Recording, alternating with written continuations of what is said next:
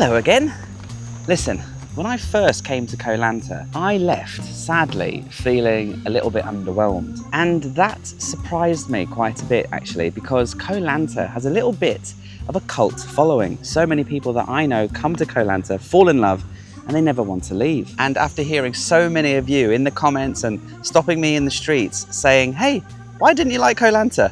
I've decided to come back and give it another try. So over the next few days, I'll be exploring the beaches, the food, the national parks, sunsets, and some of the best things to do here to find out if this island really is as special as everybody else says it is. Was I wrong about Koh Lanta? Well, let's find out.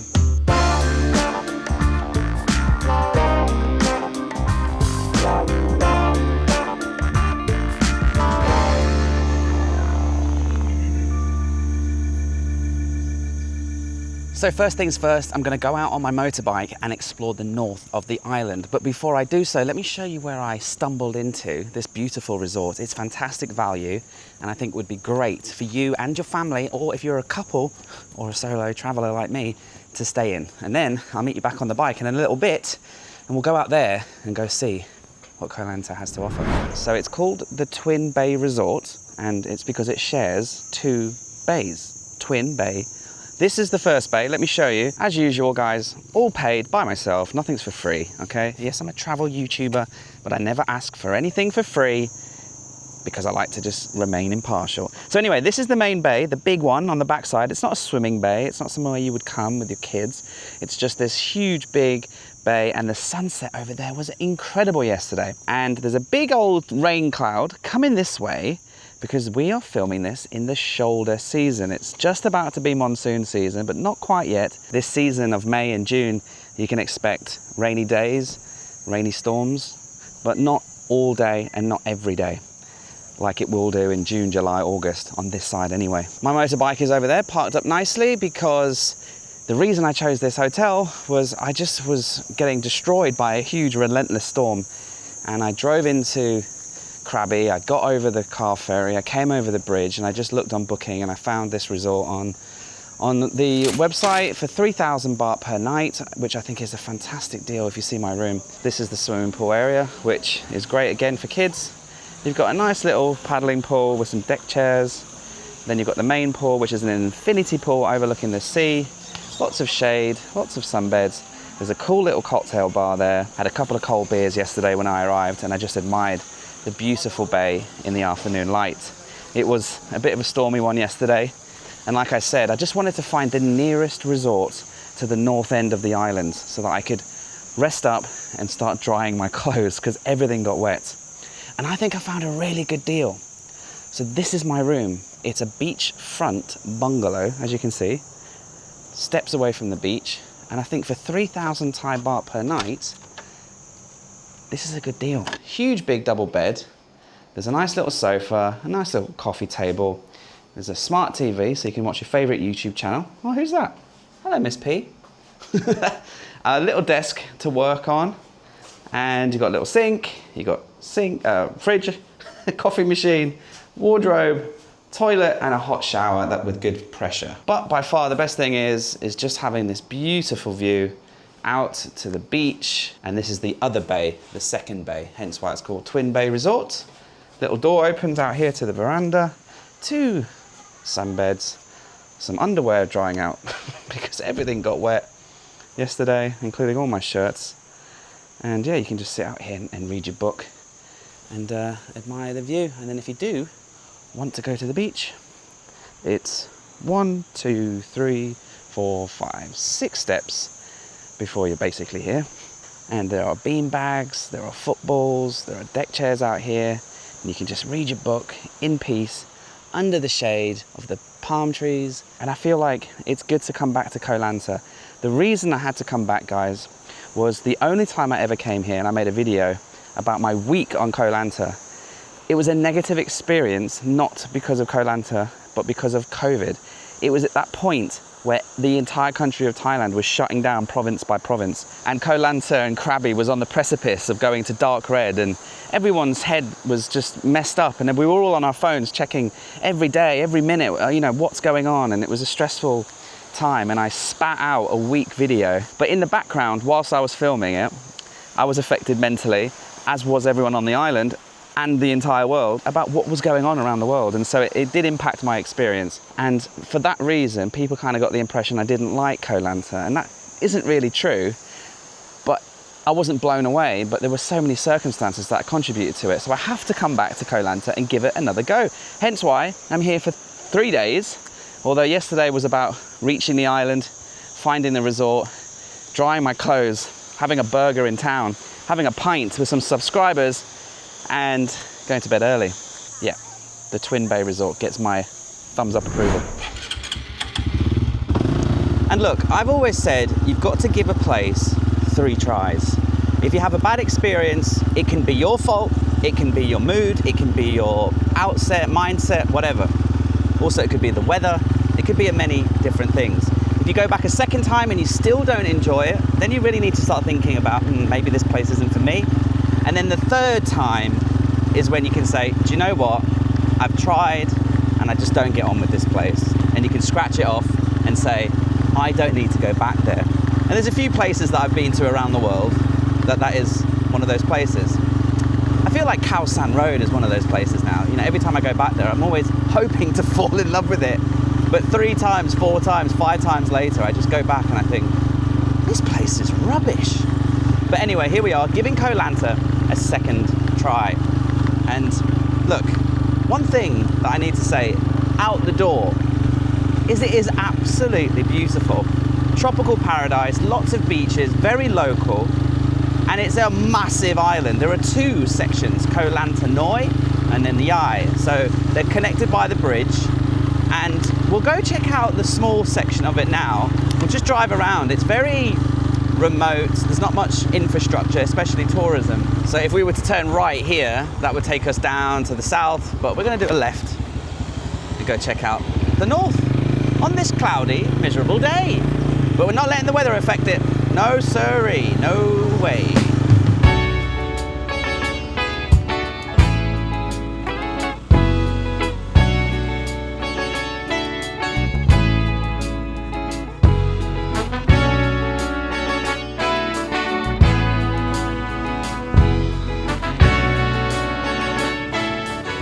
I've always been a firm believer in first impressions are everything, and you know, I can see why people don't like Koh Lanta if they arrive in a certain way. So let's say you're in Koh Phi Phi or Phuket and all you've seen is tourists, and you know, it's just been expensive and it's been like, I thought Thailand was this beautiful, idyllic, tropical nation, and instead you've been sort of overwhelmed with mass tourism. And then you think, okay, let's go to Koh Lanta and give that a try. So you take a speedboat, you get crammed in with 100 other tourists, you wear a life jacket, it's a bumpy crossing, you arrive hot, bouncy, seasick, and a little bit over it, and you get chucked onto the west coast of Koh Lanta, and immediately you're, you know, surrounded by resorts and restaurants and more tourists. But if you were to come, like I did, on the car ferry, let's say you flew into Krabi Airport and now you're in a minivan or you've rented a car or something, you take a really adventurous car ferry across a body of water, and then you arrive here at the welcome sign of Koh Lanta, and this is exactly what it's like here in Koh Lanta Noi in the northern part of the island. Over here on the north of the island, you're welcomed by cows and simple, quiet village life, and it's such a completely different first impression and welcome. There are so many beautiful farms, you know, palm oil and rubber tree, and people just living outside of their houses, having breakfast, having lunch, talking with their grandchildren, playing in the gardens, and chickens running around, and you know, local postman trying to find which home the package from Lazada is supposed to reach. And so you are being welcomed here by a very typical southern village. The northern part of Koh Lanta and Koh Lanta Noi, this is just like being in the provinces, 100%. You would not think that this is one of the top 10 most visited islands in Thailand. And this first impression, coming from the north, is so much better. So I can see why some people maybe got to Koh Lanta trying to attempt to find a quieter, rustic island, and then you would just get off the speedboat by pushy salespeople trying to get you in their hotel, etc., etc. If you come this way, and stay in the north, you get a very different first impression. Yes, I think it's fair to say that I bloody love the north of Koh Lanta, up here in Koh Lanta Noi.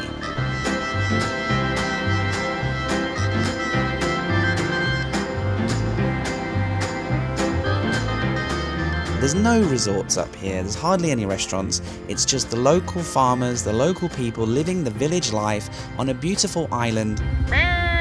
And yet it's still Koh Lanta, and driving around on a motorcycle, I was having the time of my life despite this crappy weather.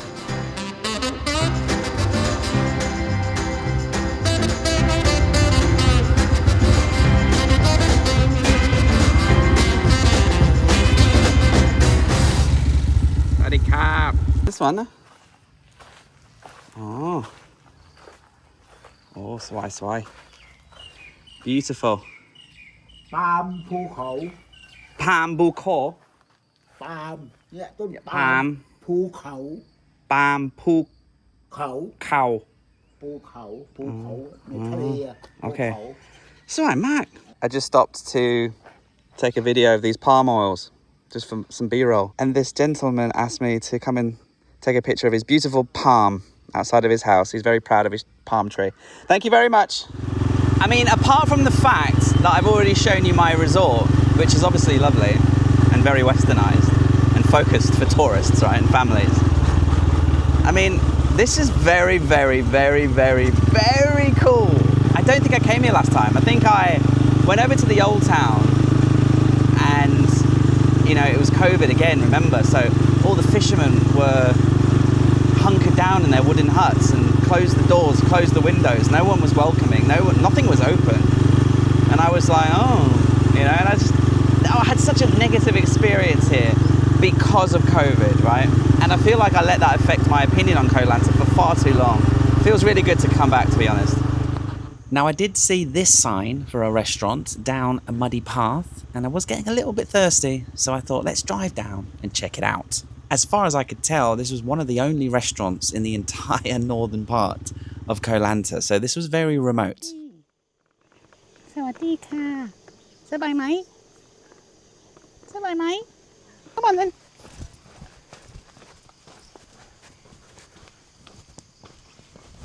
High tide. But they do kayaks for rent.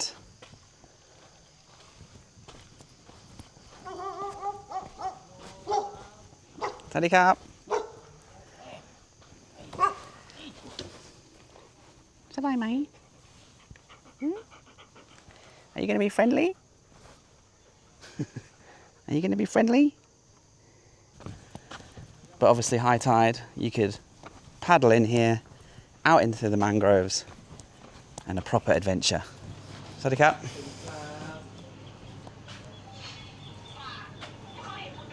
I'll just get a drink. Soda. This is proper remote. I love it.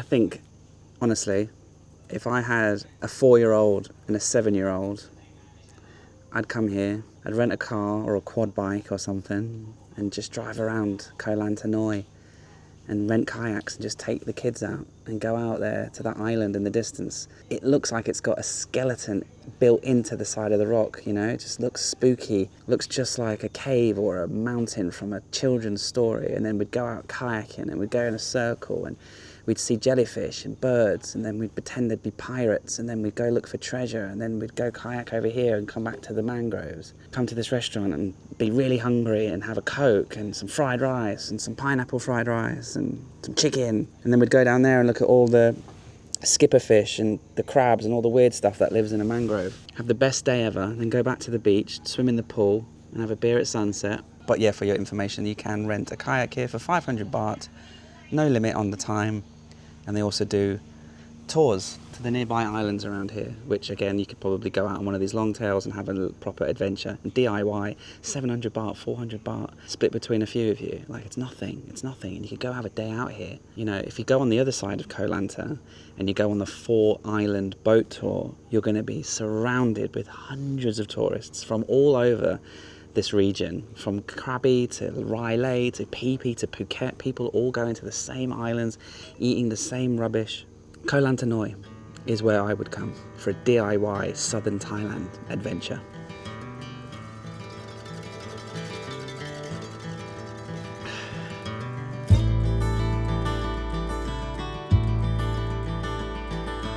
Now, what I love the most about traveling is the freedom to explore a place like Koh Lanta on my own, just by jumping on my little motorcycle and driving around and exploring just like this. But I know not everybody likes to travel like this. Some of you like to plan ahead and get things sorted, and that's where the sponsor of today's video, Klook, come in handy. Klook is an all-in-one travel booking platform where you can book pretty much everything you need for your trip. Now, obviously this isn't just for Koh Lanta, but you can book your hotels, your transports to the island, local tours, local experiences, SIM cards, airport transfers, and much more. Just download the Klook app for free or visit klook.com and just type in the destination that you're going to, whether it's Southeast Asia, Thailand, or a specific place like Koh Lanta, and you'll be able to find everything you need in one place. It reduces stress, it saves time, and your whole trip will run much smoothly if you book things ahead on Klook. Klook has been one of my long-term sponsors, and I couldn't thank them enough because they've helped me visit places like Koh Lanta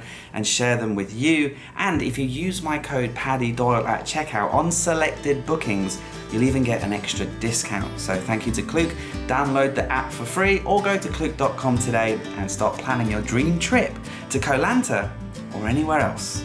Okay, back to the video.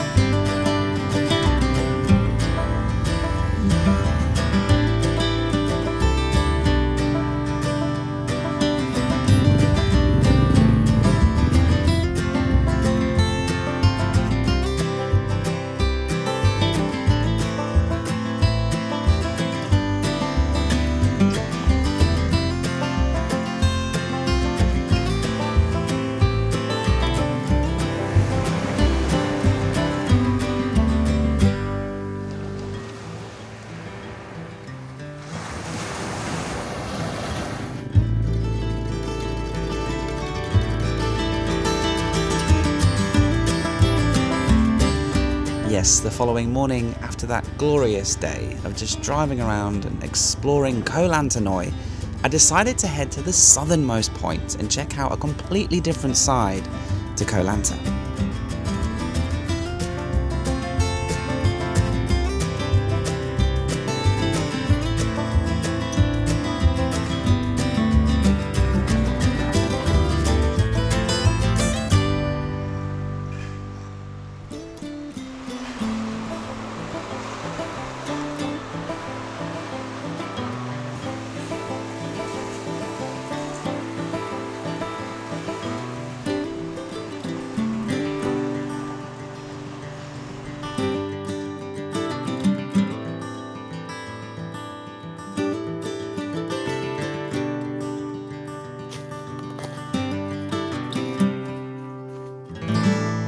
Okay, good morning and welcome to the beautiful national park on the southernmost point of Koh Lanta. Firstly, the drive this morning down here was glorious. Beautiful views, beautiful roads, coastline views, mountain cliffs, absolutely stunning.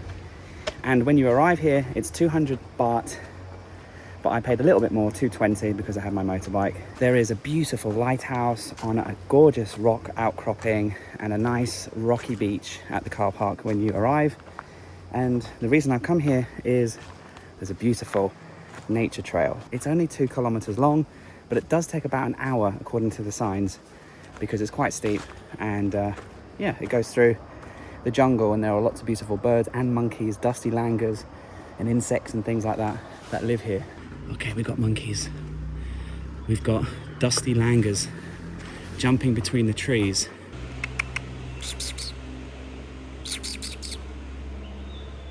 Well, that took 30 seconds. 2 dusty langurs like a large monkey species with dusty, ashy fur and beautiful white eyes. And I got a nice shot with my good camera, which was good. It's sweaty and it's a bit steep, but it's fine.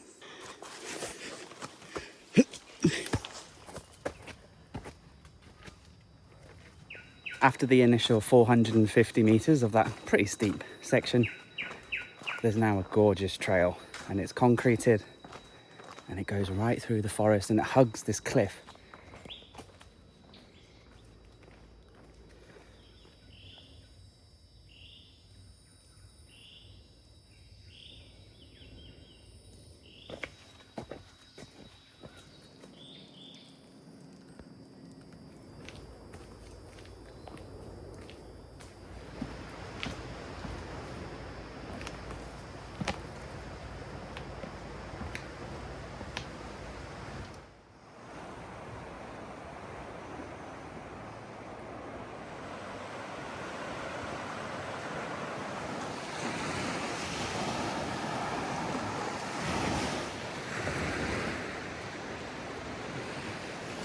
That was fantastic, definitely worth it.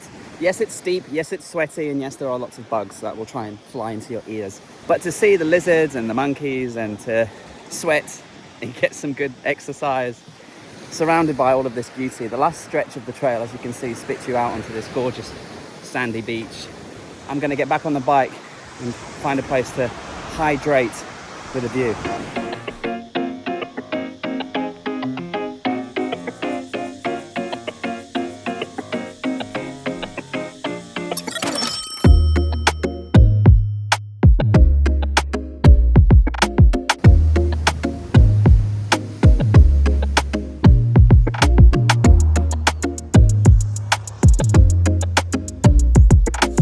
Okay, I found a place. It's brand new. It's only 5 months old. It's a new beach resort, and I just came in and had a little drink because it looks beautiful.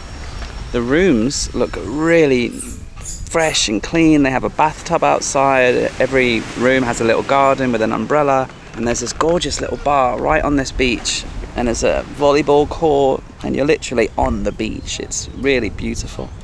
It seems really quiet here as well. I'm not staying here. I'm not getting paid to promote this place, but it's brand new. It looks really nice. I'll put it in the description. Come and have a drink, or maybe have a look and see how much it costs to stay here. Looks pretty pricey though. Yes, you probably noticed the big black clouds in the sky. Well, the rains came back, and that kind of delayed my activity for the afternoon, which was to visit this nearby cave. They wouldn't let me go in during the rainstorm, so I just needed to be patient and wait for it to pass. Okay, so yesterday when I was having a beer at the infinity pool, I met this Australian guy, and he said, "Have you done the cave?" And I said, "No, what's the cave?" And he said, "Oh, there's a really fun cave experience in the middle of the island." And so I've driven here, and I've paid 300 Thai baht for this local guide, and he's taking us into the jungle. Apparently, it's a 2-hour excursion, and they weren't very keen on me going into the cave during the rainstorm that just passed. So we just had to hang tight and wait for that. We've got some flashlights, and I mean, I'm soaking wet anyway, so let's just bring it on.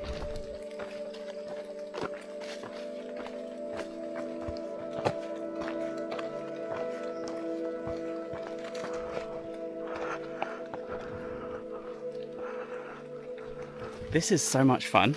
Like, we're scrambling up through the rainforest just after a downpour, so it's so alive with movement.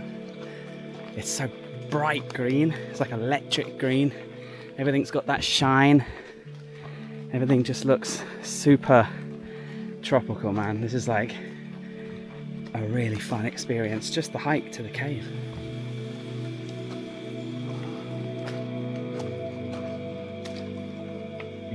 Everywhere sleepy, Yep. Okay, here we are at the entrance to the cave. Believe it or not, it's just this tiny little entranceway. We climbed up this slippy rock surface, obviously just after the rain. Everything's very slippy, so anyway, wish me luck.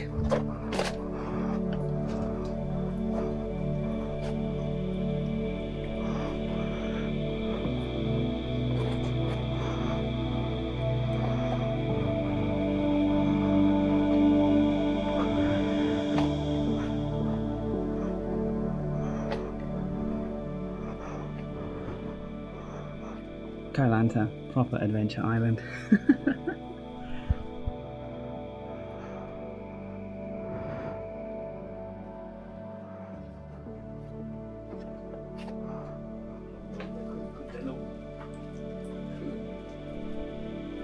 Makes it look easy.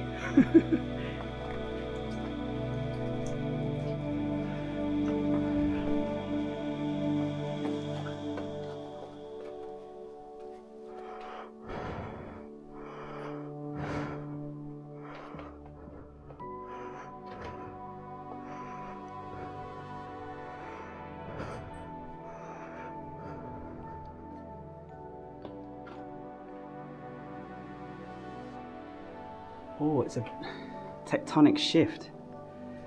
This is one side and it cracked and created this cave. Almost like being jammed between two tectonic plates, but on a much smaller scale. And they've got this little makeshift bamboo bridge here. Okay, hold on tight. You can see the broken ones down there. Very fills you with an enormous sense of confidence in the structural abilities of bamboo in a cave. There's very little chance that my little action camera is doing this justice. I thought about bringing my big Sony, but so glad I didn't. It's very, very hands-on. I mean, look at this. You can't really see, but I nearly just fell in there. And it is just, it must be 100 meters tall to the top. And you can see, like, you know, this is one slide and one other side, and we've got the rain seeping through the rock, coming up from up there. I've never been in a cave with this much open space. Like, the water has really created smooth, wide tunnels. You know, come through here like a capillary into the vein, into the artery, and down into the belly. I tell you what the most impressive thing is. It's the complete lack of noise. Ready?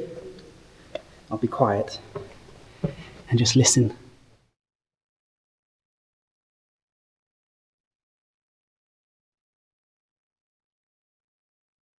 Insane.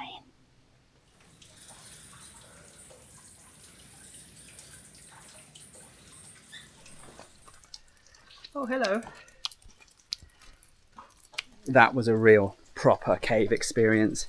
We had bats, we had crawling, we had climbing, we had open caverns and tunnels and stalagmites, stalactites, frogs, jungle, hike to reach it and to get back. I mean, wow. Difficulty rating an 8. The last bit was we had to squeeze through a tiny little hole. Back down the jungle, back to Zelda, and then let's have a beer and a sunset and a debrief. Yes, I had so much fun in that cave, but I was desperately in need of a cold beer. So after this beautiful sunset, I had a couple of beers and then got dressed and went out for dinner, and I googled what is the best restaurant on Koh Lanta, and it spat out this beauty. This was Yang Garden Restaurant. I'll link it below, and it was magnificent. It's kind of set in this converted barn or farmhouse, and then they've got this really nice lighting, open kitchen, you can see the chefs working. And when I sat down, I just asked the waitress, what's your signature starter, what's your signature main, give me both, and I was not disappointed. A delicious sea bass with a salad and dressing, absolutely delicious, couldn't actually believe it.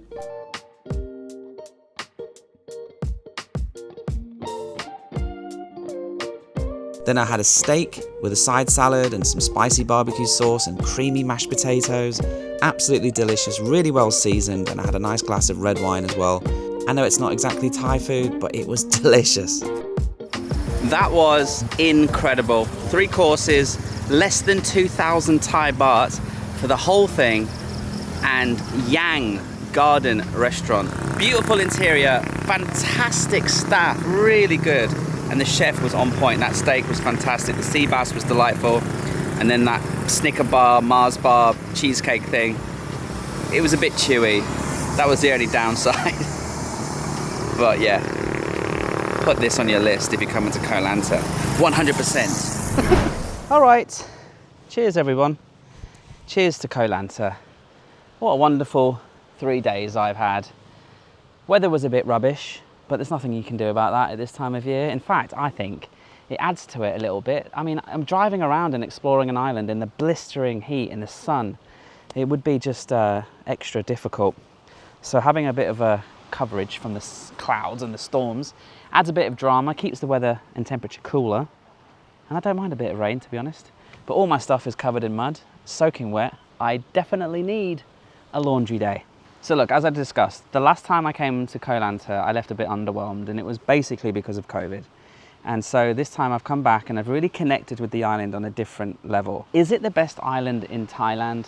No, it's not, according to me. This is just my opinion. It is a beautiful island, and I can really feel the sense of community, both with the locals who live here, and it is very rustic and very local, but also the expats and the communities of people that live here. And you know, there are places that I drove by and popped my head into but didn't film. Like I went to the Lanta animal welfare place, I went to the elephant sanctuary place. You know, both interesting places, but I just didn't feel like filming there.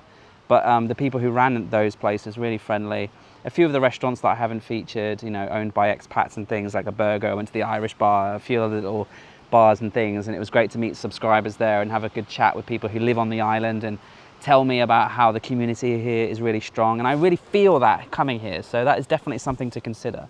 It's definitely got a feeling of community, which a lot of islands in Thailand don't have at all. So anyway, fundamentally, was I wrong about Koh Lanta? I think I was. I'm definitely putting Koh Lanta up a few notches, and I thoroughly enjoyed my 3 days here. And I'm sad to leave, but gotta get back on the bike, wash my clothes, and head somewhere undiscovered, because Koh Lanta is definitely not undiscovered, but I had to make a video about it. You can watch my next episode right now, right here. Enjoy.